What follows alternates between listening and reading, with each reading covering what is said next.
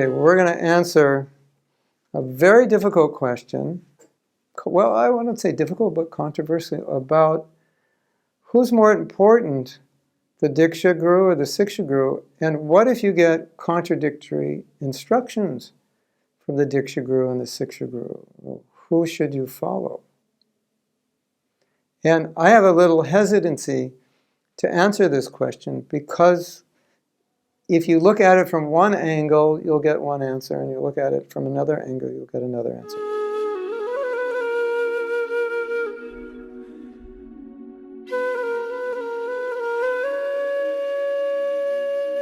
But I would like to start with this, that sometimes the Diksha Guru is far away, or he has many disciples, and he's not aware of your situation. So often the Diksha Guru will give general instructions, which are generally applicable, based on Shastra, universal principles. We could call them tattva.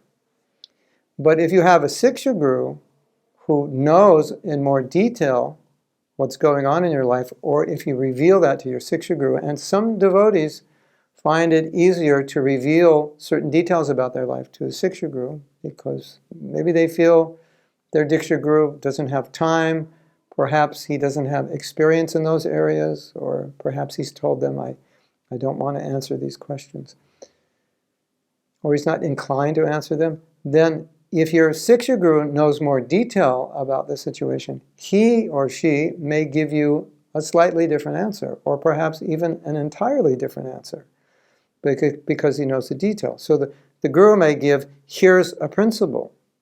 You should do this, you shouldn't do that.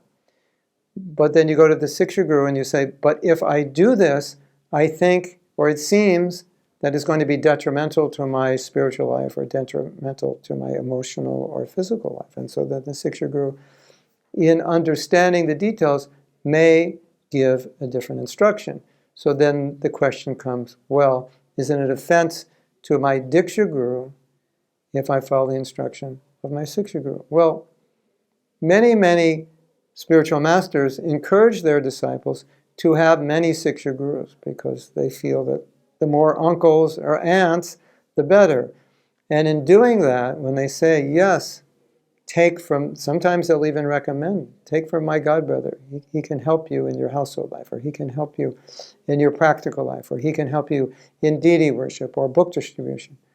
And so they're giving you a general instruction. Yeah, listen from them, hear what they have to say, and occasionally it may be slightly different than what your Diksha Guru says, but if they trust that Siksha Guru, and or if you have great faith in that Siksha Guru and you find those instructions are helpful, then generally your Diksha Guru will be very happy. Now, we do have this situation, which Prabhupada has discussed, that sometimes acharyas disagree. It can happen. And so, what do you do as a disciple? If there are two valid instructions, your Diksha Guru gives you instruction, your Siksha Guru gives you instruction. That is a difficult question to answer. Generally, we would say, follow your Diksha Guru and the Siksha Guru should support it. But there may be different versions of the same, different answers to the same question. You may want to discuss that with other senior devotees, get their opinion, get a broader understand why your Diksha Guru gave a certain instruction, why your Siksha Guru gave another instruction. Krishna consciousness is not limited. Sometimes there are many answers. And discussing the answers is part of the process of what we call philosophical speculation, going deeper into understanding Krishna consciousness. So that could be a process. Now, sometimes the Siksha Guru's involvement is more regular or maybe more relatable than the Diksha Guru's involvement. Or maybe you find the instructions of your Siksha Guru more practical or more usable or more beneficial. We're one family, and I think this is the ultimate answer. We're one family, many aunts, many uncles. And so we get help from many sources. And I would say, in general, obviously you don't want to go against the instruction of any of your spiritual masters. But sometimes particular instructions are particularly helpful for you. And you know that sometimes trying to follow one instruction maybe in your present state would be difficult, would be detrimental, would be impossible. It's like a stretch.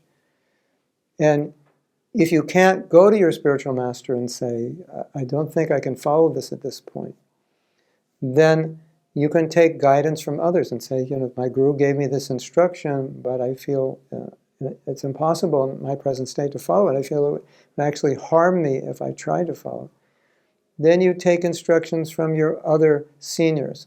Another point is that some spiritual masters do not want to get involved in certain issues that are maybe dealing with marriage and other household affairs, specifically the sannyasis, and they will say, go to my senior disciples or go to other seniors and discuss with them. So, there is a practical element to all of this, as well as the transcendental element of absolute faith in the instruction of the spiritual master. So sometimes people say, but I've been given advice by my spiritual master and it doesn't seem like it's going to work in my particular situation. Is the instruction absolute? Must I absolutely do it?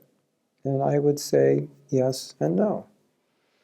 Because ultimately, we have to be faithful to the instruction, but ultimately, we have to have intelligence, time, place, and circumstance. And as I said before, sometimes your spiritual master may not always be aware of time, place, and circumstance. And we've seen sometimes when Prabhupada given instruction, and the devotees felt time, place, circumstance, it wasn't appropriate, although shastrically it was the right instruction, they would go back to Prabhupada and say, I don't think this is good for a particular reason. Prabhupada would hear it. Sometimes he would say, no, do it. Sometimes he would say, okay, then do something else. So I can't give an absolute instruction for everybody in every situation. But these are some things to consider. And sometimes the devotees ask the question, well, who's the most important spiritual master, the Diksha or the Siksha? And generally, we would say the guru who is helping you the most naturally becomes the most important. I think that's a common sense answer. But we generally would say, well, but shouldn't it be the Diksha Guru?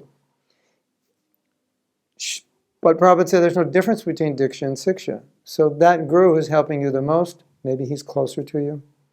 Maybe he's inspiring you more, and he's not your Diksha Guru. It's not a crime to say, I'm being helped by this guru more, but the disciple always thinks this Siksha Guru is coming to me by the mercy of my Diksha Guru. Everything is coming by the grace of my Diksha Guru, by the grace of Prabhupada. So we kind of see it all as one. I think that's the best answer. Don't distinguish so much. Krishna's the guru, and the guru manifests in different ways. As Diksha, Siksha, many Siksha gurus, to help you go back to Godhead. So wherever you find the most help, obviously, you want to take it, of course. And that person who's helping you, you may feel indebted to that person. You may feel very deeply connected. You may or may not see that person as a guru, or you may see them very much as a guru and want to honor and worship them and associate with them just as any disciple would with their Diksha Guru. And that's wonderful. The more help, the better. It's not offensive. As long as you always think everything is coming through the grace of my spiritual master, Krishna has sent me this Siksha Guru or many Siksha Gurus. Then the goal, get back to Godhead. Your spiritual master will be very happy that other Siksha Gurus are helping you. Hare Krishna.